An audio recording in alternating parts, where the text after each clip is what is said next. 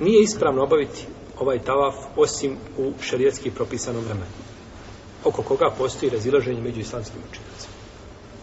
Prvo, što se tiče početka ovoga tavafa, on počinje nakon nastupa zore prvog dana Bajrama, odnosno dan Bajrama, 10. Zulhidžeta, kod hanefijskih, kod malikijskih učenjaka.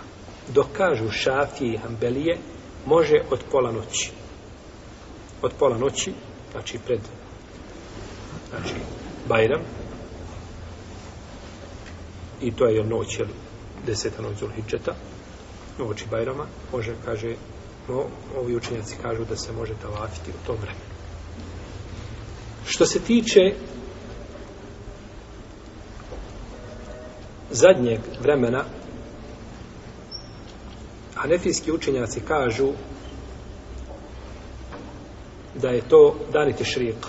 U ona 3 dana tešrika, znači 11., 12. i 13. do zalaska sunca, da je to vrijeme čega? Tavaf ul ifade. Da je to vrijeme tavaf ul ifade. Dok kažu malikijski učenjaci da je to cijeli mjesec Zulhidžet. Cijeli mjesec Zulhidžet. A Šafije i Hanbelije kažu nema ograničenog vremena. To isto kažu i dvojica učenika Ebu Hanife, Muhammed i Ebu Jusuf.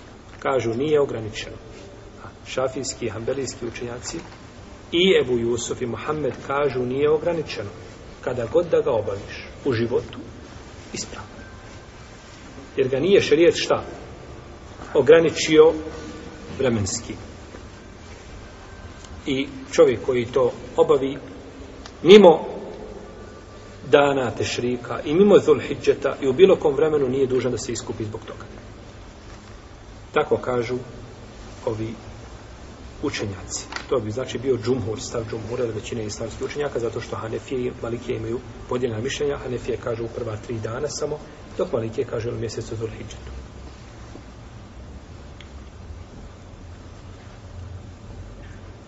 No međutim, čovjek koji to ne obavi, nisu mu dozvoljene žene. Ženam supruga nije dozvoljena. Zato što je on šta? Muhrim. Uvijek si ti, nije se desilo to šta veće, oslobađanje. Manje je kada se oslobodi čovjek svega što mu je bilo zabranjeno, osim žena. A to veće biva, znači šta ovim? Tavafom. No međutim, mišljenje da ga nije ispravno odgađati mimo Zulhidžeta ima svoje mjesto.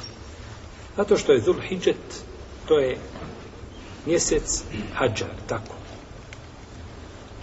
Ševal, Zulqeade i Zulhidžet, to su mjeseci hadžara, tako. To smo govorili. Pa u tim mjesecima se obavlja šta? Hadž. Pa ga je najpreće obaviti, znači, u ovome vremenu. Kaže šejhul Islam ibn Tejmije, doći čovjek u Meku i obaviti tavaf ul ifada, kaže, ako može na dan Bajrama. I to je sunnet, kako je činio poslanik sallallahu alejhi ve sellem. Na dan Bajrama je obavio tavaf ul ifada. To je najteže, znači, obaviti tom danu, zato što izrazita većina ljudi ide, znači, da tavafi dolaze, znači, sa Mine, odnosno gdje bacaju džemereta, dolaze u Meku da tavafe, pa su gužve velike, ali je tako činio Rasulullah sallallahu alejhi ve sellem. Kaže, doći će to obaviti na dan Bajrama ako može, a ne bi ga trebao, kaže, nikako, ne bi sa njim trebao kasniti nakon dana tešrika. Znači da ga obavi u danima tešrika, a ako ga okasni, kaže, mimo toga, onda među islamskim učenjacima ima razilaženje. Onda među islamskim učenjacima postoji razilaženje. A nema sumnje, kao što smo kazali, da je najbolje vrijeme da se obavi tavaf ul ifada prvi dan Bajram, nakon bacanja kamenčića. Bacaju se kamenčići i tek onda nakon toga ide se